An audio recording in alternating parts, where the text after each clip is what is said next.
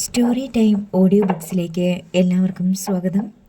CV Nirmala എഴുതിയ മറുതീരം തേടി. മരിച്ചുപോയ സിതാര മഹാദേവൻ നേരെ മുറിയിലേക്ക് കയറി വന്ന് നിന്നത് കണ്ട് ഡോക്ടർ അരുണാചലം സ്തംഭിച്ചിരുന്നു പോയി. Hello doctor, how are you? Sithara കുശലം ചോദിച്ചു.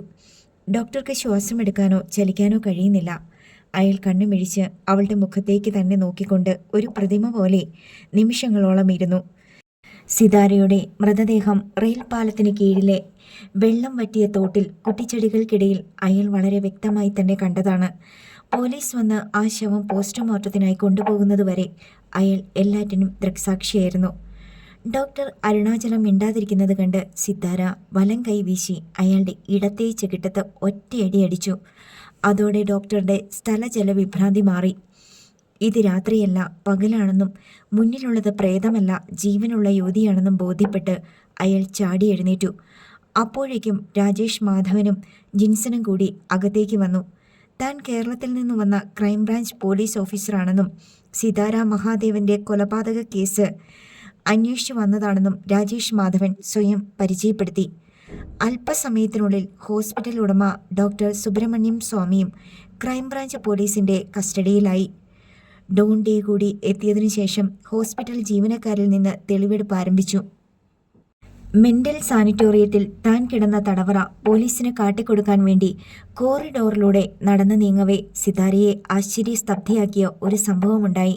കോറിഡോറിന്റെ ഇരുവശത്തും മനോരോഗികളെ പാർപ്പിച്ചിരിക്കുന്ന അഴിവാതിലുള്ള മുറികളിലൊന്നിൽ നിന്ന് താടിമീശകളും മുടിയും നരച്ച ഒരാൾ സിതാരയുടെ നേർക്ക് കൈ ചൂണ്ടി ആക്രോശിച്ചു. സിതാര സ്തംഭിച്ചു നിൽക്കുന്നത് കണ്ട് ജിൻസൺ പറഞ്ഞു, നിന്റെ നേർക്കാണല്ലോ അയാൾ അലമുറയിടുന്നത്. നിനക്ക് പരിചയമുള്ള ആളാണോ? സിതാര അയാളെ തന്നെ വീണ്ടും വീണ്ടും നോക്കി. എന്തു പറ്റിയടോ? ജിൻസൺ അത്ഭുതപ്പെട്ടു. അതയാളാണ്. ഞാൻ രക്ഷപ്പെട്ടപ്പോൾ എന്നെ തടയാൻ ശ്രമിച്ച സെക്യൂരിറ്റി. അയാൾ ചത്തുപോയെന്നല്ലേ നീ പറഞ്ഞത്? അതെ. സിതാര അയാളുടെ അഴിവാതിലിന് സമീപത്തേക്ക് ചെന്ന് സൂക്ഷിച്ചു നോക്കി. അയാൾ തന്നെയാണല്ലോ. മൈ ഗോഡ്, അയാൾ ചത്തെന്ന് ഞാൻ തീർച്ചപ്പെടുത്തിയതാണല്ലോ. നീ അയാളെ കൊന്നെന്ന് പറഞ്ഞപ്പോഴേ എനിക്ക് സംശയമുണ്ടായിരുന്നു. നിനക്ക് തന്നെ ആ സമയത്ത് നല്ല ഓർമ്മയില്ല, സുബോധമില്ല, ആരോഗ്യവും മോശം. നിനക്കെങ്ങനെ ഒരു പുരുഷനെ കഴുത്ത് ഞെരുക്കി കൊല്ലാൻ കഴിയും? അയാൾ ചിലപ്പോൾ ബോധം കെട്ടുപോയി കാണും, ജിൻസൺ പറഞ്ഞു. സിതാരയ്ക്ക് എന്നിട്ടും വിശ്വാസം വരുന്നില്ലായിരുന്നു. നീ ഒരാളെ കൊന്നാൽ അതിൻ്റെ കേസും അന്വേഷണവും ഒക്കെ ഉണ്ടാകാതിരിക്കുമോ? ജിൻസൺ ചോദിച്ചു. പക്ഷേ ഞാൻ കൊല്ലപ്പെട്ടില്ലേ? അങ്ങനല്ലേ അവർ കരുതിയത്. ഡെഡ് ബോഡിയും കിട്ടി. പിന്നെയും എനിക്കെതിരെ കേസും അന്വേഷണവും എന്തിന്? അതുകൊണ്ട് എന്ത് കാര്യം? അത് ശരിയായിരിക്കും. പക്ഷേ നീ കൊന്നയാൾ ജീവനോടെ ഉണ്ടല്ലോ. സിതാര വീണ്ടും സെല്ലിനുള്ളിലേക്ക് നോക്കി. എന്തൊക്കെയോ വിളിച്ചട്ടഹസിക്കുന്നുണ്ട് അയാൾ. നെറ്റി അഴിവാതിലിൽ ഇടിക്കുന്നു. ഒന്നുകിൽ നിന്നെ തിരിച്ചറിഞ്ഞ് അയാളുടെ വട്ട് പോയിട്ടുണ്ട്, അല്ലെങ്കിൽ നിന്നെ കണ്ട് അയാൾക്ക് മുഴുവൻ ഭ്രാന്തായിട്ടുണ്ട്, ജിൻസൺ പറഞ്ഞു.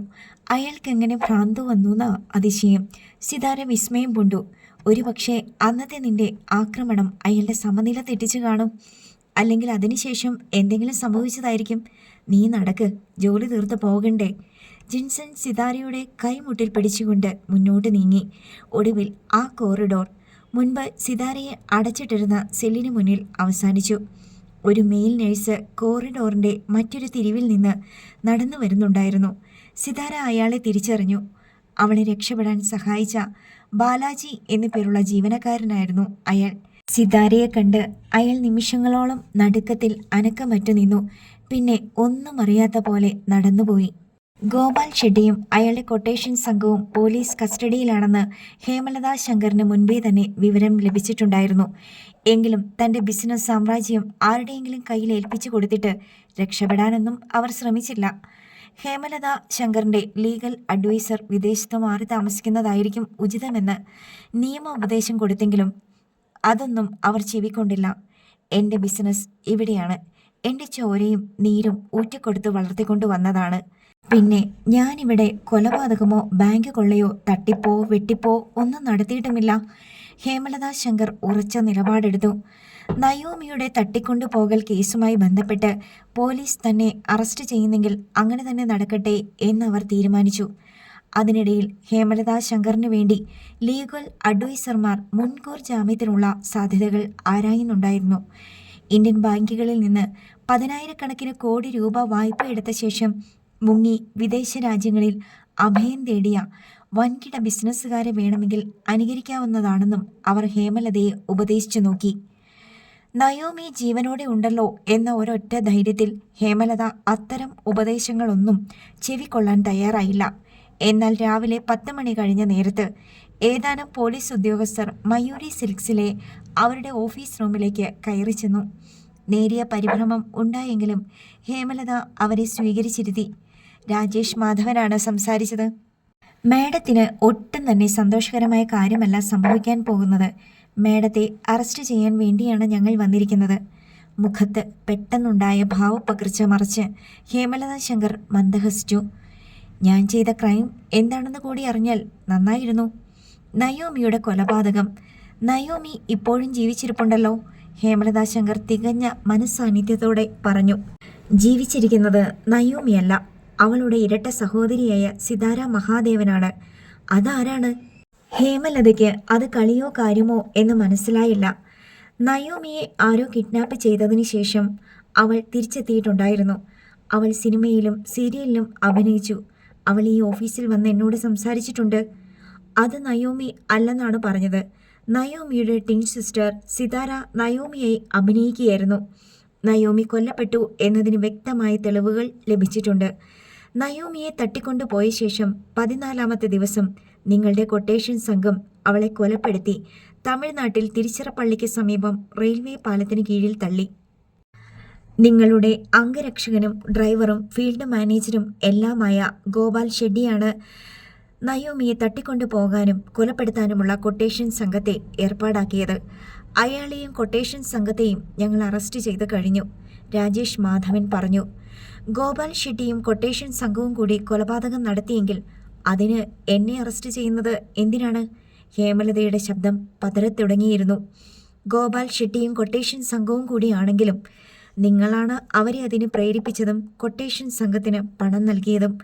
അതിൻ്റെ തെളിവുകളെല്ലാം ഞങ്ങൾ ശേഖരിച്ചു കഴിഞ്ഞു. സിതാര മഹാദേവൻ നവയോമിയായി തെറ്റിദ്ധരിക്കപ്പെട്ട് തിരിച്ചെത്തുന്നത് വരെ നിങ്ങൾക്കും ഉറച്ച വിശ്വാസമുണ്ടായിരുന്നു നയോമി കൊല്ലപ്പെട്ടുവെന്ന്, രാജേഷ് മാധവൻ പറഞ്ഞു. പക്ഷേ സിതാരയെ കണ്ടപ്പോൾ നിങ്ങൾക്ക് തോന്നി കൊട്ടേഷൻ സംഘം നിങ്ങളെയും ഗോപാൽ ഷെട്ടിയെയും പറ്റിച്ചുവെന്ന്, ശരിയല്ലേ?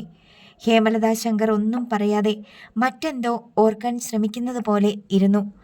അവർക്കിതൊന്നും വിശ്വാസമാകുന്നില്ലെന്ന് രാജേഷ് മാധവന് തോന്നി. നയോമിയുടെ സ്വാധീനത്തിൽ നിന്ന് നിങ്ങൾക്ക് നിങ്ങളുടെ മകനെ രക്ഷിക്കണമായിരുന്നു. നിങ്ങളുടെ വസ്ത്രവ്യാപാര സ്ഥാപനങ്ങൾ സംരക്ഷിക്കണമായിരുന്നു. അതിന് നിങ്ങൾ കണ്ടെത്തിയ എളുപ്പ വഴിയാണ് നയോമിയെ വകവരുത്തുക എന്നത്. എല്ലാം പകൽ പോലെ വ്യക്തമായി കഴിഞ്ഞു. ഇനി പോലീസിനോട് തർക്കമൊന്നും വേണ്ട, എല്ലാം കോടതിയിൽ മാത്രം, രാജേഷ് മാധവൻ പറഞ്ഞവസാനിപ്പിച്ചു. ഹേമലത ശങ്കർ നിമിഷങ്ങളോളം ഗാഢമായ ചിന്തയിലാണ്ടു. പിന്നെ താക്കോൽ കൂട്ടമെടുത്ത് മേശ വലിപ്പുകൾ പൂട്ടി, സേഫ് പൂട്ടി, ഷെൽഫ് പൂട്ടി. അതിനുശേഷം എഴുന്നേറ്റു. ശരി, പോകാം. പോലീസ് സംഘവും എഴുന്നേറ്റു. ഹേമലതയെ കൂട്ടിക്കൊണ്ട് അവർ വെളിയിൽ കാത്തുകിടന്ന പോലീസ് വാഹനത്തിൽ ചെന്ന് കയറി. അതിൻ്റെ ചക്രങ്ങൾ മെല്ലെ ഉരുണ്ടു. വിസ്കി ഗ്ലാസ്സിലൊഴിച്ച് അതിലേക്ക് ഐസ് ക്യൂബുകൾ പെറുക്കിയിടുകയായിരുന്നു മഹീന്ദ്രൻ. ഹോട്ടൽ മുറിയിൽ മഹീന്ദ്രനോടൊപ്പം എക്സിക്യൂട്ടീവ് പ്രൊഡ്യൂസർ കാർത്തികേയനും ഉണ്ടായിരുന്നു. അപ്പോഴാണ് മാർട്ടിൻ്റെ കോൾ മഹീന്ദ്രൻ്റെ ഫോണിലേക്ക് വന്നത്. മഹീന്ദ്രൻ കോൾ എടുത്ത് ചോദിച്ചു, മാർട്ടിൻ, എന്താണ് അസമയത്ത് കോൾ? ഒരു ഷോക്കിംഗ് ന്യൂസുണ്ട്. റൂമിലെ TV ഒന്ന് വെച്ച് നോക്കിക്കേ. താൻ കാര്യം പറ മാർട്ടിനെ. നയോമി കൊല്ലപ്പെട്ടെന്ന്. Oh no. എടോ മാർട്ടിനെ, താൻ എന്താടോ ഈ പറയുന്നേ? മഹീന്ദ്രന് വിശ്വസിക്കാനേ കഴിഞ്ഞില്ല. അതല്ലേ പറഞ്ഞത്, TV വെച്ച് നോക്കാൻ. ബ്രേക്കിംഗ് ന്യൂസ് വന്നുകൊണ്ടിരിക്കുക. എന്താടോ സംഭവിച്ചത്? താനൊന്ന് തെളിച്ചു പറ. എവിടെ വെച്ച് കൊല്ലപ്പെട്ടു? എങ്ങനെ? ആര് കൊലപ്പെടുത്തി? സാറേ, ഇപ്പോഴൊന്നുമല്ല. മർഡർ നടന്നിട്ട് 1 വർഷത്തോളമാകുന്നു. താനെന്ത് ഭ്രാന്താടോ മാർട്ടിനെ പറയുന്നത്? കഴിഞ്ഞയാഴ്ചയല്ലേ അവൾ നമ്മുടെ പടത്തിൽ അഭിനയിച്ചിട്ട് പോയത്? മഹീന്ദ്രൻ സാറേ, അത് നയോമി അല്ലായിരുന്നു. നയോമി അല്ലെന്നോ? പിന്നെ ആരായിരുന്നടോ നമ്മുടെ കൂടെ 1 വർഷക്കാലം ഉണ്ടായിരുന്നത്? നയോമിയുടെ പ്രേതമോ? മാഷേ, അത് നയോമിയുടെ ടിൻ സിസ്റ്റർ ആയിരുന്നെന്ന് സിതാര മഹാദേവൻ. ഒരു ബിസിനസ് മാഗ്നറ്റ് ഏതാണ്ട് 15 മാസം മുമ്പ് തീഹാർ ജയിലിൽ വെച്ച് മരിച്ചില്ലേ, വൺ മിസ്റ്റർ മഹാദേവൻ നമ്പ്യാർ. അന്ന് ആ സംഭവം വലിയ വിവാദമായിരുന്നല്ലോ. ഉവ്, ഞാൻ ഓർക്കുന്നുണ്ട് മാർട്ടിനെ. ആ മഹാദേവൻ നമ്പ്യാരുടെ മകളാണ് സിതാര മഹാദേവൻ. നമ്മുടെ പടത്തിൽ അഭിനയിച്ച നയോമി ഉണ്ടല്ലോ, അവളും മഹാദേവൻ നമ്പ്യാരുടെ മകളായിരുന്നു. എടോ, ഇതെന്താ യക്ഷക്കഥയോ? ഇതൊക്കെ ആര് വിശ്വസിക്കുമെടോ? നമ്മുടെ നയോമി എങ്ങനെ എവിടെ വെച്ച് കൊല്ലപ്പെട്ടെന്നാ പറയുന്നേ? മാഷേ, നയോമിയെ കഴിഞ്ഞ വർഷം ആരോ കിഡ്നാപ്പ് ചെയ്തില്ലേ? അവളെ ഒരു അധോലോക സംഘം തമിഴ്നാട്ടിലേക്കാണ് കടത്തിയത്. അവളെ 2 ആഴ്ചക്കാലം തിരുച്ചിറപ്പള്ളിക്ക് സമീപമുള്ള ഏതോ ഫാം ഹൗസിലിട്ട് പീഡിപ്പിച്ചു. അതിനുശേഷം കൊന്ന് റെയിൽവേ പാളത്തിന് കീഴിൽ തള്ളി. ഇതൊക്കെ സത്യമാണോടാ മാർട്ടിൻ? അത് ചെയ്യിച്ചത് ആരാണെന്ന് മാഷിന് അറിയണ്ടേ? നമ്മുടെ ഗൗതമിൻ്റെ അമ്മ, സാക്ഷാൽ ഹേമലത ശങ്കർ. അവർ ഗോപാൽ ഷെട്ടിയുമായി ചേർന്ന് ഗൂഢാലോചന നടത്തി. ഗോപാൽ ഷെട്ടി കൊട്ടേഷൻ സംഘത്തെ ഏർപ്പാടാക്കി. അവർ നയോമിയെ തട്ടിക്കൊണ്ടുപോയി കൊലപ്പെടുത്തി. ഇതാണ് സത്യം. ഹേമലത ശങ്കർ എന്തിന് നയോമിയെ കൊലപ്പെടുത്തണം? അതിൻ്റെ കാരണം ഗൗതം. അയാൾക്ക് നയോമി അല്ലായിരുന്നോ ഏറ്റവും വലിയ വീക്ക്നെസ്? മകനെ അവളുടെ കയ്യിൽ നിന്ന് രക്ഷിക്കാൻ വേറെ വഴിയൊന്നും കാണാഞ്ഞിട്ട് ചെയ്തതാണെന്ന്. താൻ കോള് കട്ട് ചെയ്തോ? ഞാൻ ഗൗതമിനെ ഒന്ന് വിളിച്ചു നോക്കട്ടെ. വിളിക്കണ്ട, ഗൗതം ഫോൺ എടുക്കില്ല. അയാളിപ്പോൾ പോലീസ് കസ്റ്റഡിയില്ല. ഹേമലത ശങ്കറേയും പോലീസ് അറസ്റ്റ് ചെയ്തു. അവരുടെ മാനേജർ ഗോപാൽ ഷെട്ടിയും സംഘവുമൊക്കെ ദിവസങ്ങളായിട്ട് പോലീസ് കസ്റ്റഡിയിലാണെന്ന അറിവ്. അപ്പോൾ നമ്മുടെ നയോമി മരിച്ചു. 1 വർഷം മുമ്പേ പോയി മാഷേ. പകരം വന്ന് പടത്തിൻ്റെ വർക്ക് തീർത്തു തന്നത് നയോമിയുടെ ടീം സിസ്റ്ററാ. ടെറിബിൾ. ഇത് വിശ്വസിക്കണമെങ്കിൽ ഒരു 3 ദിവസം വേണം. അതായത് നമ്മുടെ നയോമി മരിച്ചു കിടക്കുമ്പോൾ പകരം അവളുടെ സിസ്റ്റർ വന്ന് നയോമിയുടെ റോൾ അഭിനയിച്ച് തന്നിട്ട് പോയെന്നല്ലേ താൻ പറയുന്നേ? അതൊക്കെ എവിടെ നടക്കുമെടോ? മഹീന്ദ്രൻ വിശ്വാസം വരാതെ ചോദിച്ചു. എനിക്കൊരു പിടിയും കിട്ടുന്നില്ല മാഷേ. എനിക്ക് തന്നെ ചിന്തിച്ച് വട്ടായി. പക്ഷേ സംഭവം സത്യമാണെന്ന് എനിക്ക് തോന്നുന്നുണ്ട്. സാർ ഓർക്കുന്നുണ്ടോ? നയോമിയായിട്ട് തിരിച്ചു വന്നവൾക്ക് അഭിനയത്തിൻ്റെ ബാലപാഠം പോലും അറിയില്ലായിരുന്നു. ആദ്യമൊക്കെ നമ്മൾ എന്തുമാത്രം ബുദ്ധിമുട്ടി. അതുമാത്രമല്ല, അവളുടെ ഡിഫറൻറ്റ് ബിഹേവിയർ. നമ്മളെയൊക്കെ അവൾ മുട്ടുകുത്തിച്ചില്ലേ? അവസാനം കേസിൽ നിന്ന് തലയൂരാൻ സാറിന് പോലും അവളുമായിട്ട് കോംപ്രമൈസ് ചെയ്യേണ്ടി വന്നില്ലേ? അവളുടെ ഓർമ്മക്കേട് ശരിക്കും ഡിമെൻഷ്യൊന്നും ആയിരുന്നില്ല. അവൾക്ക് ആരെപ്പറ്റിയും ഒന്നും അറിയില്ല. അതുകൊണ്ട് ഓർമ്മക്കേട് അഭിനയിച്ചു. മൈ ഗോഡ്, അവൾ എവിടെയായിരുന്നു അത്രയും കാലം? അവളുടെ അച്ഛൻ്റെ കൂടെ മലേഷ്യയിൽ. വേറൊരു വിവരം കേട്ടാൽ സാറ് ഞെട്ടും. നയോമി എന്നൊരു സഹോദരി അവൾക്കുണ്ടെന്ന് നയോമിയുടെ വേഷം കിട്ടുമ്പോഴും അവൾക്കറിയില്ലായിരുന്നു. അവർ തമ്മിൽ ഒരിക്കലും കണ്ടിട്ടില്ല. മാർട്ടിനെ, താൻ ഫോൺ വെച്ചോ. എന്നെ വെറുതെ വട്ടാക്കല്ലേ. ഇതൊന്നും ഞാൻ വിശ്വസിക്കില്ല. പക്ഷേ ഇത് തന്നെയായി എൻ്റെയും അവസ്ഥ. നാളെ നേരം വെളുത്തോട്ടെ, പത്രങ്ങളിൽ വരും സകല ഡീറ്റെയിൽസും. ചാനലുകാരെ കിട്ടിയത് വെച്ച് ആഘോഷവും തുടങ്ങി. പത്രക്കാർ നാളെയേ തുടങ്ങൂ. വെക്കുവോ മാഷേ? ബാക്കി ടി വിയിൽ. കോൾ കട്ടായി. മഹീന്ദ്രൻ ചെവിയിൽ നിന്ന് ഹെഡ്സെറ്റ് മാറ്റി. എന്നിട്ട് കാർത്തികേയനോട് പറഞ്ഞു, ആ ടി വി ഓൺ ചെയ്യ്. ഏതെങ്കിലും ന്യൂസ് ചാനൽ വെക്ക്. നയോമി 1 വർഷം മുന്നേ കൊല്ലപ്പെട്ടെന്ന്. കാർത്തികേയൻ അന്തം വിട്ട് മഹീന്ദ്രനെ നോക്കി. 1 വർഷം മുമ്പോ? കഴിഞ്ഞ ആഴ്ചയല്ലേ നമ്മുടെ പടത്തിൽ? എടോ, മാന്നാർ മത്തായിയുടെ ഡയലോഗ് പോലെയാ. വേണമെങ്കിൽ ഒരു 6 മാസം കൂടി മുമ്പ് അവൾ മരിക്കും. താൻ വേഗം ടി വി വെക്ക്. കാർത്തികേയൻ എണീറ്റ് ടി വി ഓൺ ചെയ്തു. ബ്രേക്കിംഗ് ന്യൂസാണ് ന്യൂസ് ചാനലിൽ ആദ്യം പ്രത്യക്ഷപ്പെട്ടത്. സിനിമാ സീരിയൽ നടി നയോമി കൊല്ലപ്പെട്ടു. കൊലപാതകം നടന്നത് 1 വർഷം മുമ്പ്. കൊട്ടേഷൻ സംഘത്തിന് ലക്ഷക്കണക്കിന് രൂപ പ്രതിഫലം നൽകി കൊലപാതകം ആസൂത്രണം ചെയ്തത് പ്രമുഖ വസ്ത്രവ്യാപാരിയും മയൂരി സിൽക്സിൻ്റെ മാനേജിംഗ് ഡയറക്ടറുമായ ഹേമലത ശങ്കർ. ഹേമലതയും അവരുടെ മാനേജർ ഗോപാൽ ഷെട്ടിയും അറസ്റ്റിൽ. നയോമി കൊല്ലപ്പെട്ട വിവരം ആരും അറിയാതെ പോയതിന് കാരണം നയോമിയുടെ ഇരട്ട സഹോദരിയായ സിതാര മഹാദേവൻ. 1 വർഷക്കാലം നയോമിയായി ആൾമാറാട്ടം നടത്തിയ സിതാര പോലീസ് കസ്റ്റഡിയിൽ. കഴിഞ്ഞ വർഷം തീഹാർ ജയിലിൽ കൊല്ലപ്പെട്ട പ്രമുഖ വ്യവസായിയും തോട്ടമുടമയുമായ മഹാദേവൻ നമ്പ്യാരുടെ ഇരട്ട കുട്ടികളാണ് സിതാരയും നയോമിയുമെന്ന് പോലീസ് വൃത്തങ്ങൾ. സിതാരയുടെ അപ്രതീക്ഷിതമായ ആഗമനമാണ് നയോമിയുടെ കൊലപാതകം ആരും അറിയാതെ പോയതിൻ്റെ കാരണമെന്നും കേസ് അന്വേഷിക്കുന്ന ക്രൈംബ്രാഞ്ച് പോലീസ്. താൻ ആൾമാറാട്ടം നടത്തിയതല്ലെന്നും തനിക്ക് നയോമി എന്നൊരു സഹോദരി ഉണ്ടെന്ന സത്യം നയോമിയായി താൻ തെറ്റിദ്ധരിക്കപ്പെടുമ്പോഴും അറിയില്ലായിരുന്നെന്ന് സിതാര മഹാദേവൻ. തിരുച്ചിറപ്പള്ളിയിൽ 1 വർഷം മുമ്പ് കൊല്ലപ്പെട്ട മൃതദേഹം സിതാരയുടേതെന്ന് കരുതി മറവു ചെയ്തിരുന്നു. പോസ്റ്റ്മോർട്ടം നടത്തിയപ്പോൾ DNA ടെസ്റ്റിൽ മഹാദേവൻ നമ്പ്യാരുടെ മകൾ തന്നെ എന്ന് തെളിഞ്ഞതിനാൽ കൂടുതൽ അന്വേഷണമൊന്നും തമിഴ്നാട് പോലീസ് നടത്തിയില്ല. TV-യിൽ ഇതെല്ലാം കണ്ട് മഹീന്ദ്രനും കാർത്തികേയനും കണ്ണും മിഴിച്ചിരുന്നു പോയി. അപ്പോൾ ഇനിയും പോലീസും കേസോ അന്വേഷണവും ഒക്കെ നമ്മുടെ നേർക്കും വരും അല്ലേടോ? മഹീന്ദ്രൻ ആശങ്കയോടെ കാർത്തികേയനെ നോക്കി. സൗദാമിനിയമ്മ പത്രങ്ങൾ ഓരോന്നും എടുത്തു മറിച്ചു നോക്കി. മുൻ പേജിലും അകം പേജുകളിലും നയോമിയെക്കുറിച്ചുള്ള വാർത്തകൾ കുത്തി നിറച്ചിരിക്കുന്നു. നയോമിയുടെ ചിത്രങ്ങൾ, സിതാര മഹാദേവന്റെ ചിത്രം, മഹാദേവൻ നമ്പ്യാരുടെ ചിത്രം. സൗദാമിനിയമ്മ രാവിലെ തന്നെ ജഗജിത്തിനെ കടയിൽ വിട്ട് വാങ്ങിപ്പിച്ചതായിരുന്നു പത്രങ്ങളെല്ലാം. സൗദാമിനിയമ്മ അതെല്ലാം അനിൽ ബാബുവിൻ്റെ മുന്നിൽ കൊണ്ടുചെന്ന് വെച്ചുകൊടുത്തു. അയാൾ ആവശ്യപ്പെട്ടിട്ടായിരുന്നു പത്രങ്ങളെല്ലാം വാങ്ങിയത്. എല്ലാ പത്രങ്ങളിലും നയോമിയുടെ കൊലപാതകത്തിൻ്റെ വിശദാംശങ്ങളുണ്ടായിരുന്നു. എല്ലാം സിതാര പറഞ്ഞിട്ട് പോയത് തന്നെ. സിതാര കൊണ്ടുവന്ന് കൊടുത്ത പെൻഡ്രൈവിൽ നിന്ന് അറിഞ്ഞ കാര്യങ്ങൾ തന്നെ. പത്രങ്ങളെല്ലാം നോക്കിക്കഴിഞ്ഞപ്പോൾ അനിൽ ബാബുവിന് ഒട്ടൊരു ആശ്വാസം വന്നെന്ന് സൗദാമിനിയമ്മയ്ക്ക് തോന്നി. നയോമിയുടെ മരണവാർത്ത ഇതുവരെ തൻ്റെ മകന് അവിശ്വസനീയമായിരുന്നു. ഇപ്പോൾ അവനത് ഉൾക്കൊണ്ട് കഴിഞ്ഞുവെന്ന് അവർക്ക് തോന്നി. കുറച്ചു കഴിഞ്ഞപ്പോൾ ഉദയഭാനു വന്ന് പത്രങ്ങൾ എടുത്തുകൊണ്ടുപോയി. വീട് മരണവീടിൻ്റെ മൂകതയിലായി. 10 മണിയായപ്പോൾ കൃഷ്ണമ്മ വന്ന് അനിൽ ബാബുവിനോട് ചോദിച്ചു, നയോമിയുടെ ശരീരം ഇവിടെ കൊണ്ടുവന്ന് ദഹിപ്പിക്കണ്ടേ? ചടങ്ങുകളൊക്കെ നടത്തണ്ടേ? അവളുടെ ആത്മാവിനെങ്കിലും ശാന്തി കിട്ടട്ടെ. ഇനി എന്ത് ശാന്തി? 1 വർഷം കഴിഞ്ഞിട്ടാണോ ശാന്തി കിട്ടാൻ പോണേ? അനിൽ ബാബു അമർഷം പൂണ്ടു. അവളെ വല്ലവരും തട്ടിക്കൊണ്ടുപോയി അരുങ്കൊല ചെയ്തതല്ലേ മോനെ?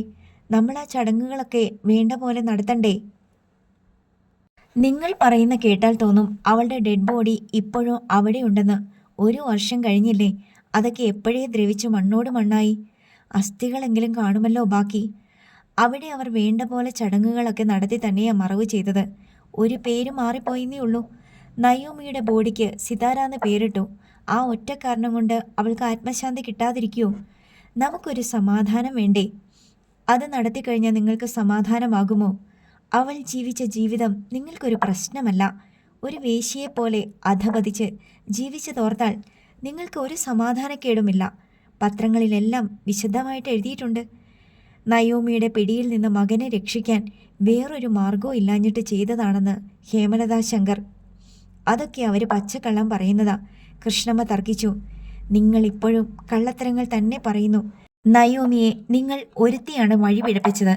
നിങ്ങൾ ഒരുത്തിയാണ് അവളെ ഹോട്ടൽ മുറികളിൽ എത്തിച്ചു കൊടുത്ത് പണം സമ്പാദിച്ചത്. എളുപ്പ വഴിയിൽ പണവും പ്രശസ്തിയും ഉണ്ടാക്കാൻ നിങ്ങൾ കണ്ടുപിടിച്ച മാർഗമായിരുന്നു അവളുടെ ശരീരം ഉപയോഗിച്ച് നടത്തിയ ബിസിനസ്.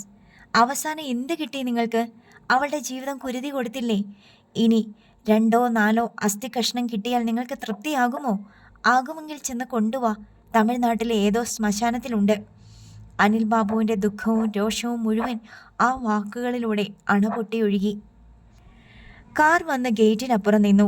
മരിയ നെറ്റോ ഇറങ്ങിച്ചെന്ന് ഗേറ്റ് തുറന്നു. അപ്പോഴേക്കും സിതാര കാറിൽ നിന്നിറങ്ങി. മരിയ നെറ്റോ വന്ന് കൈ പിടിച്ചപ്പോഴേക്കും സിതാര അവരെ കെട്ടിപ്പിടിച്ച് കരഞ്ഞു. എന്നോട് ക്ഷമിക്കണേ മമ്മ. കഴിഞ്ഞ തവണ ഇവിടെ വന്നപ്പോൾ മരിയ നെറ്റോയെ കണ്ടിട്ടേ ഇല്ലാത്ത വിധത്തിൽ പെരുമാറിയതിൻ്റെ കുറ്റബോധം മുഴുവൻ അവളുടെ കണ്ണീരിലൂടെ പ്രവഹിച്ചു. മരിയ നെറ്റോ നിറകണ്ണുകളോടെ അവളുടെ ചുമലിൽ തട്ടിക്കൊണ്ടിരുന്നു. നിന്നെ ഞങ്ങൾക്ക് ജീവനോടെ തിരിച്ചു കിട്ടിയല്ലോ. നീ മരിച്ചു പോയല്ലോ എന്ന് കരുതി 1 വർഷം മുഴുവൻ കരഞ്ഞും പ്രാർത്ഥിച്ചും സങ്കടത്തിൽ മുങ്ങി ജീവിച്ചിട്ട്. സോറി മമ്മ. എല്ലാത്തിനും ക്ഷമ ചോദിക്കാനല്ലേ പറ്റൂ. മരിയ നെറ്റോ അവളെ തലോടിയും മുഖം പിടിച്ച് ഉമ്മ കൊടുത്തും ആശ്വസിപ്പിച്ചു. സിതാരയ്ക്ക് സ്വന്തം അമ്മയെ കണ്ട ഓർമ്മയില്ല. മരിയ നെറ്റോ അല്ലാതെ മറ്റൊരമ്മ ഉണ്ടായിരുന്നെന്ന് അവൾക്ക് തോന്നിയിട്ടുമില്ല. അവളുടെ മനസ്സിൽ അമ്മയുടെ മുഖം മരിയ നെറ്റയുടേതായിരുന്നു. വേറൊരമ്മ ഉണ്ടായാൽ അതിനേക്കാൾ നന്നായിരുന്നുവെന്ന് അവൾ ഒരിക്കലും ആഗ്രഹിച്ചിട്ടില്ല. അഷ്ടമൂർത്തി കാർ ഓടിച്ച് മുറ്റത്തേക്ക് കയറി. കാറിൽ നിന്ന് ജിൻസണും ഡോണ്ടിയും ഇറങ്ങി. വീടിൽ നിന്ന് കെസിയ ഓടിയിറങ്ങി വന്നു. അവൾ നിലവിളിച്ചുകൊണ്ട് സിതാരയെ കെട്ടിപ്പിടിച്ചു. ഇന്നലെ വരേക്കും സിതാര ജീവിച്ചിരിക്കുന്നു എന്ന രഹസ്യം അവർക്കെല്ലാം അജ്ഞാതമായിരുന്നു. നേരെ ഉച്ചതിരിഞ്ഞപ്പോഴേക്കും മരിയ നെറ്റോയുടെ വീടും പരിസരവും റോഡും ആളുകളെ കൊണ്ടും വാഹനങ്ങൾ കൊണ്ടും നിറഞ്ഞു. എല്ലാവർക്കും സിതാരയെ കാണണം. കാരണം അവൾ മരിച്ചു പോയിട്ട് തിരിച്ചു വന്നവളാണ്. അവൾ പഠിച്ച ഏന്തയാർ ഹയർ സെക്കൻഡറി സ്കൂളിൽ നിന്ന് പോലും അധ്യാപകരും വിദ്യാർത്ഥികളും അവളെ കാണാനെത്തിയിരുന്നു. ഹോൺ ശബ്ദം കേട്ട് അനിൽ ബാബു ജനലിലൂടെ നോക്കി. അഷ്ടമൂർത്തിയുടെ കാർ. സിതാര ഇറങ്ങി ഗേറ്റ് തുറക്കുന്നത് കണ്ട് ഒരു നിമിഷം അയാൾ ഞെട്ടിപ്പോയി. നയോമിയുടെ ഓർമ്മ ഒരു ഇടിമിന്നൽ പോലെ അയാളുടെ ഹൃദയത്തിൽ വന്ന് തട്ടി. സിതാര മുറ്റത്തുകൂടി നടന്ന് സിറ്റൗട്ടിലേക്ക് കയറി ചെന്നു. കൃഷ്ണമ്മയും ഉദയഭാനുവും സിറ്റൗട്ടിലേക്ക് വന്നു. എൻ്റെ മോളെ, നിന്നെ കണ്ടപ്പോൾ എൻ്റെ ചങ്ക് പൊട്ടുവാ, കൃഷ്ണമ്മ വിലപിച്ചു. സാരമില്ല, നിങ്ങൾക്ക് 2 പേരക്കുട്ടികളുണ്ടായിരുന്നു. അതിലൊന്നിനെ നഷ്ടപ്പെട്ടു. അത് ഞാനായാലും നയോമി ആയാലും ഒരുപോലെയല്ലേ. എൻ്റെ കുഞ്ഞെ, അവളുടെ അസ്ഥിയെങ്കിലും ഇവിടെ കൊണ്ടുവന്ന് കർമ്മം ചെയ്യണമെന്ന ആഗ്രഹമുണ്ട്. അതെങ്കിലും സാധിച്ചു തരണേ. കൃഷ്ണമ്മ കൈകൂപ്പി കെഞ്ചി.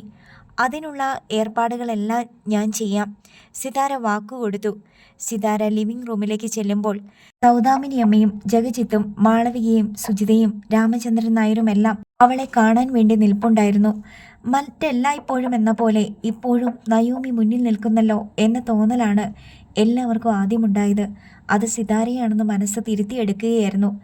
മിന്നുമോൾ മാളവികയുടെ ചുരിദാറിൽ പിടിച്ചു നിന്ന് സംശയത്തോടെ സിതാരയെ നോക്കി. വീട്ടിൽ നടക്കുന്ന സംഭവങ്ങളും സംഭാഷണങ്ങളും അവളുടെ മനസ്സിൽ എന്തൊക്കെയോ ചിന്താക്കുഴപ്പങ്ങൾ ഉണ്ടാക്കിയിട്ടുണ്ട്. അടുത്തേക്ക് വരാൻ കൈകാട്ടി സിതാര വിളിച്ചപ്പോൾ അവൾ ആദ്യം മടിച്ചു നിന്നു. സിതാര നിർബന്ധിച്ചപ്പോൾ അടുത്തു ചെന്നു. അവളെ വാരിയെടുത്ത സിതാര അവളോട് പറഞ്ഞു, മോളുടെ ചിറ്റയാണ് കേട്ടോ, അമ്മയല്ല, അമ്മ മരിച്ചുപോയി. സിതാര സൗദാമിനി അമ്മയും മറ്റുള്ളവരെയും നോക്കി. ഇവൾ ഇപ്പോഴേ തന്നെ അത് മനസ്സിലാക്കിയിരിക്കട്ടെ, തെറ്റിദ്ധാരണ കൊടുക്കരുത്.